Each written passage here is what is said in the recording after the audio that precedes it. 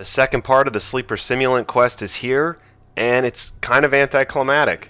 I personally thought this was going to be a super long quest line with a bunch of difficult steps. I thought Banshee was going to hit you up next Wednesday with the second part, but nope, it was just the very next day. So once you complete your orb and turn it in, this part should show up the next day during reset. It's a Fallen S.A.B.A.R specialized strike. It's not too bad. It's only light level 280. It's basically just getting past that war sat. That's the hardest thing of this strike. And you'll see here in a second, once you kill him, he's going to drop some rewards. You're just going to give it a second. Give it a second. There we go. Sleeper Simulant weapon frame. And all you got to do is take this back to Banshee in the tower. And there it is. Quest reward. The Sleeper Simulant starts out at 290 light. And there's one thing that I'm interested in if you go to the Sleeper Simulant and you look at its description.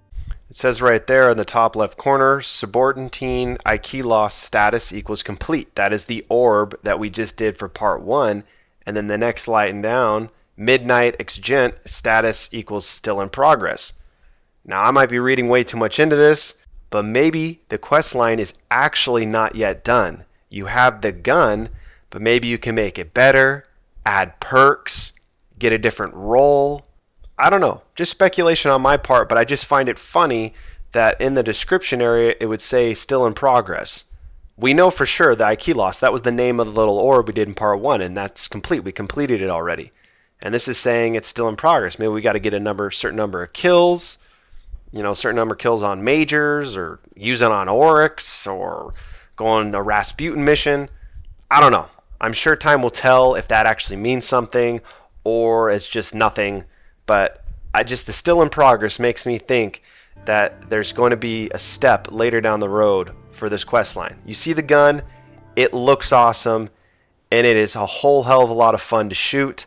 We can check out the perks real quick. You got the Sleeper Simulant perk where the weapon's lasers tear through enemies and ricochet once on hard surfaces. Kind of a pointless perk in my opinion. And you'll see from the gameplay, I don't really think that's going to come into play a lot. Then you have bonus hip fire accuracy, which is another pointless perk. I think that perk's stupid. Custom optics, injection mold, nothing too spectacular in the middle column. And then for the final perk, you have activate IQ loss, which is the ball up there, upgrades laser to allow multiple ricochets on hard surfaces, which makes me think that Exgent is a special perk that will be added onto the chain. Could be totally wrong, but it's just all these things. Complete, still in progress. You have the IQ loss perk down here on the right. Makes me think they're going to add a perk, and I really hope they do, because as right now, this gun is not better than an exotic sword. Personally, I don't think it is. You get way more ammo with the exotic sword, though you do have to get close up to enemies, but the Sleeper Simulant is not better than an exotic sword right now unless they add some better perks. Those ricochet rounds, which you'll see here in a second through gameplay, they're not going to come into play. Really kind of pointless. I mean, maybe if they added it to where they tracked enemies after it ricocheted, then they would come into play. Kind of like a Wolfpack rounds, something like that. Here's just some clips of me shooting it. It sounds awesome, it looks awesome, but you saw that laser beam, the ricochet, that's not going to hit any enemy.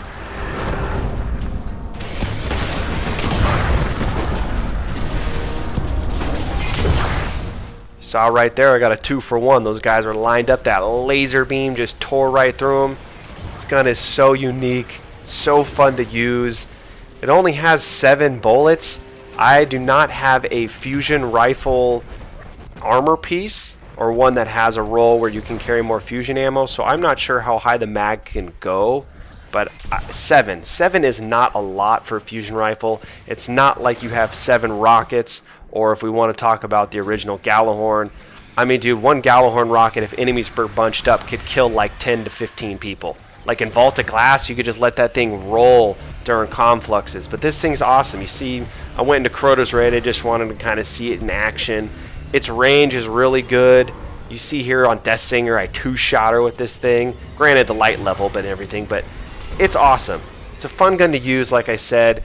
I still think that an exotic sword is going to be a better heavy to use. This is easier to get than the exotic sword. Well, I wouldn't say easier. I mean, not that the exotic sword is hard to get. It's just so freaking long. With that collecting crap, oh, it's so annoying. You see here, I went in the Court of Oryx for a second. Got the 3 wizards.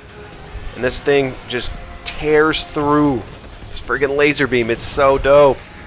But I mean, you see it ricocheting all over the place, but it's not hitting other enemies, so it's totally pointless. Unless they had some heat seeking, some wolfpack round tracking, something in there. It's a pointless perk. I hope the quest line's not done. I hope my speculation comes true. Hopefully this video was helpful, guys. Go get your Sleeper Simulant. Have a good day.